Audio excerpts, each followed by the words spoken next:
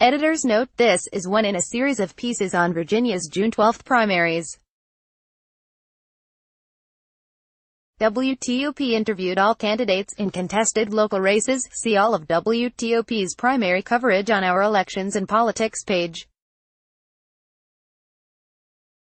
Washington, Virginia's 10th congressional district is a top target for the National Democrats this fall, and the June 12 primary features 6 candidates vying for the party's nomination who may have narrower differences on policy than in their experiences and backgrounds.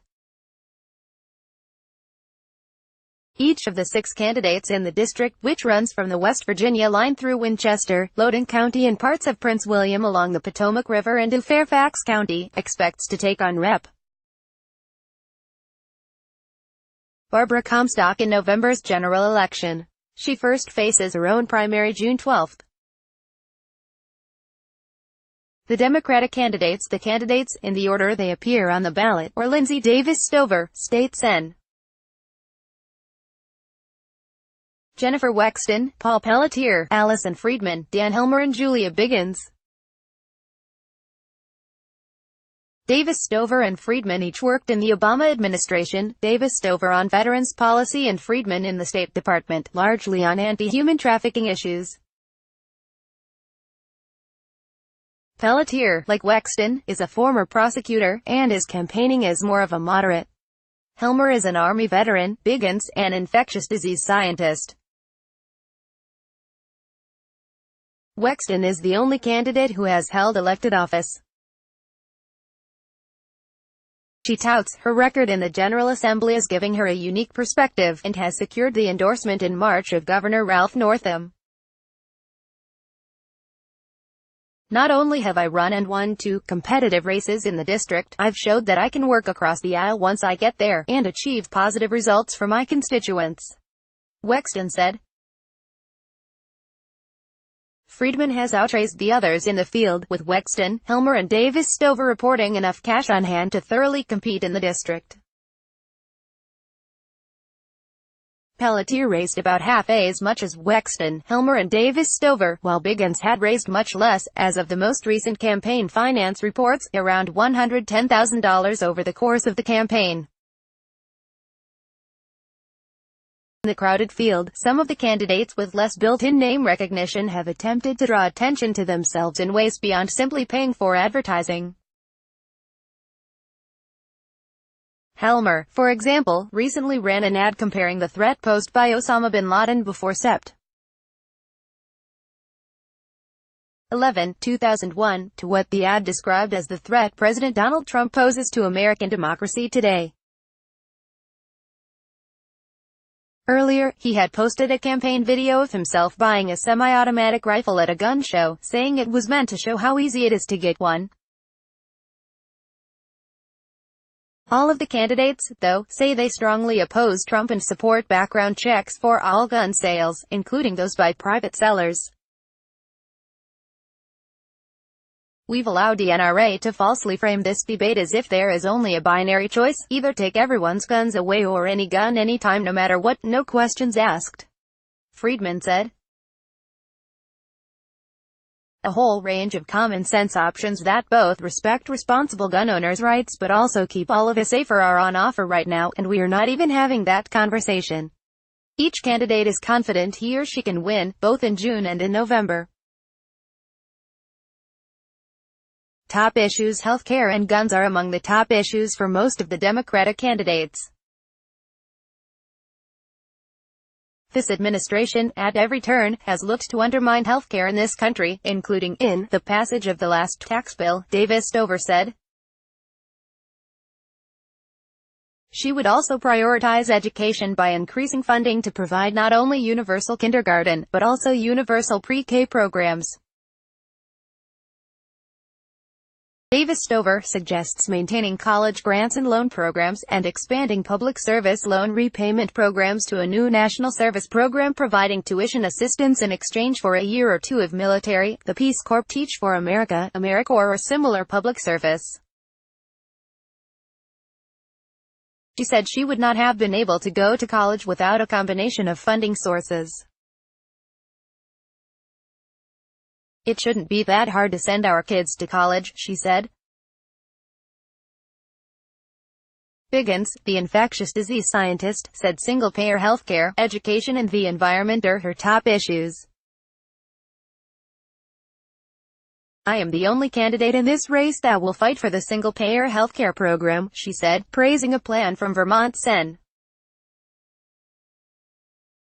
Bernie Sanders. She said the position could work to win an election, even in a district that tends to vote Republican.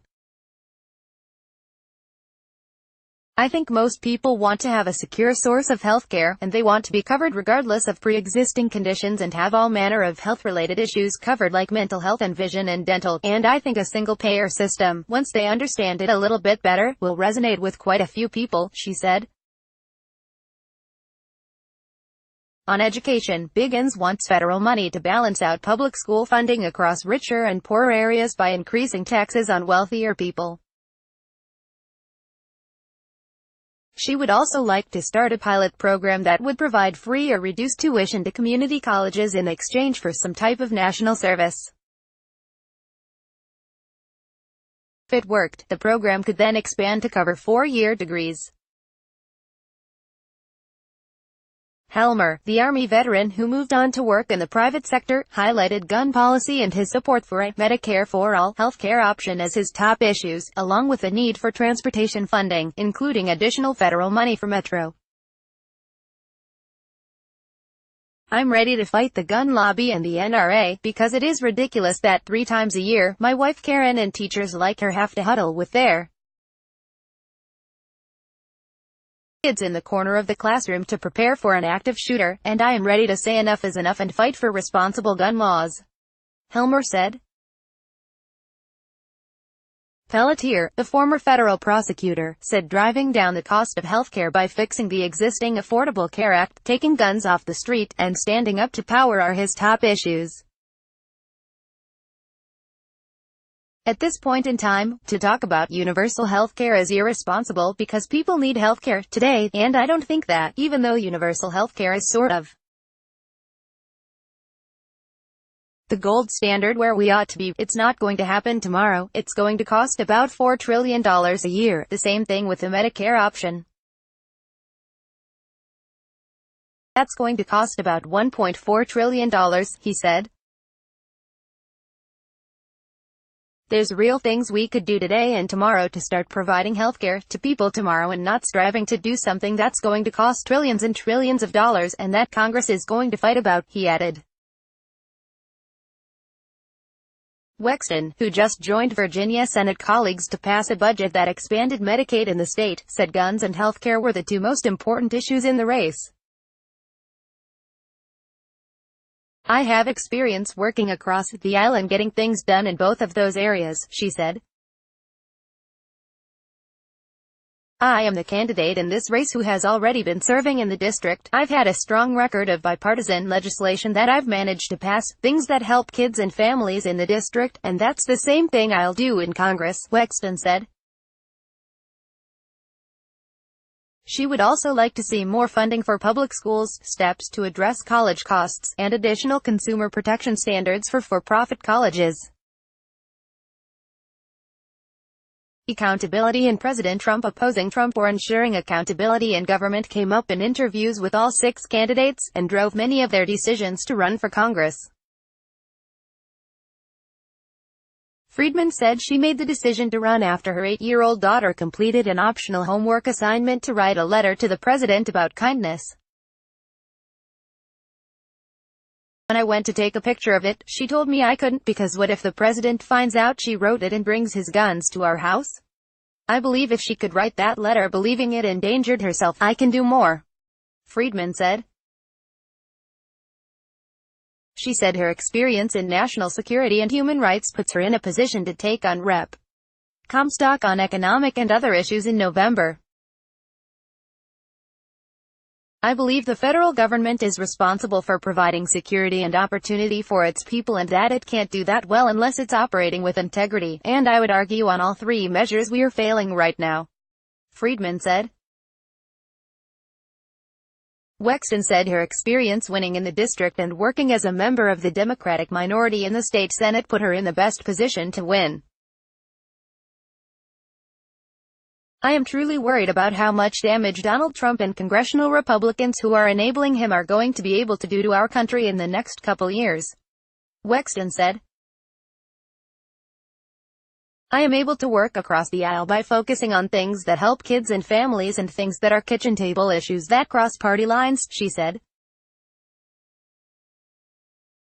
She points to votes on the opioid crisis, transportation funding and child safety, among others. Donald Trump's election has caused a lot of people to recognize that they can't just sit on the sidelines and hope for the best. They need to act and they need to engage, Wexton said. Pickens emphasizes to voters that she is a scientist. The attack on science by the Trump administration was one of the first signals to me that something was going wrong in this county, so it's definitely a big part of my campaign, she said. In addition to the science background, voters are excited to know that smart people are running for office because we feel like there's definitely a lack of that right now, Pickens said. Pelletier points to his work as a prosecutor. I have a career of standing up to power, and corrupt power in particular, and making a difference, he said. Voters are sick and tired of a government that isn't working for them. When I say a government, I mean an administration and a Republican Congress, Pelletier said. As a moderate, problem-solving and pragmatic candidate, I can win over the independent and moderate votes that some of the other candidates cannot win over, he said. Davis Stover believes her experience as a chief of staff on Capitol Hill and her work on veterans issues in the Obama administration sets her up to be most effective right from the start of a two-year term. At a time when we need a strong Congress and a strong check on this administration, I'll be able to hit the ground running on day one, she said. Unfortunately, in this administration, we're going to have to do a lot of blocking and tackling to protect what we have. After a career on the policy side of government, and a life in which she said government has worked for her when she needed help, the 2016 election spurred her to run, too. After the election, and Donald Trump was elected, I think we all found ourselves doing things we never thought in a million years we'd do, she said. Helmer goes further, saying he is running for office to defend the country and protect the future. President Trump is unfit for the office in which he serves, and he is the example of what happens when we have people who put their own selfish interests ahead of the interests of their country, Helmer said. We need to make sure we have a Congress that will hold this president accountable, that our agencies are doing the job which Congress has set forth for them, and that we are leading by example in the world. Friedman worries that the thousands of federal workers across the 10th district may feel helpless. They're watching their expertise, experience and basic facts be written off as irrelevant every day, she said. Abuses of power and big intractable problems is how voters in VA 10 would describe Congress right now. I think my understanding of both how the federal government works and doesn't work and the grave stakes right now in the direction of our country, both for our place in the world but also for our Constitution and especially Northern Virginians and people in the Shenandoah Valley, really matters for where we're headed going forward, Friedman said. Transportation. The candidates largely agree that the federal government should do more to help fund and support the metro system, and they have varying other ideas for transportation improvements, which are a top concern among voters. Dealing with WMATA and Metro is certainly one of the top issues for the federal government, because that requires the federal government to work alongside Virginia, Maryland and D.C. to find solutions, Wexton said. She sees transportation, economic and educational issues as some of those that unite the district, while access to broadband in the west and focused development and growth to the east create differing concerns. Helmer would like to see the federal government contribute $500 million per year to the metro system, since so many federal workers use it. He would also like to see federal money for Interstate 81 improvements, and higher density housing near Metro to reduce the number of people on the roads. Friedman finds some of the traffic delays nonsensical, and would like to see more midday commuter buses so long-distance commuters would not feel stuck inside the Beltway if they needed to get home early. She would also like to make telework more accessible to the large federal workforce across the district, since, she said, there is a difference between having a telework option and really being able to do it on a regular basis. Biggins links transportation fixes to her environmental concerns and is hopeful that high-speed rail could expand across the country, including providing expanded commuter service in Northern Virginia. That will help not only in infrastructure, but jobs and the environment and getting cars off the streets, she said. Locally, she would like to see better bus systems and other transit to help reduce traffic jams. Like WTOP on Facebook and follow at Top on Twitter to engage in conversation about this article and others. Copyright 2018 WTOP. All rights reserved. This website is not intended for users located within the European Economic Area.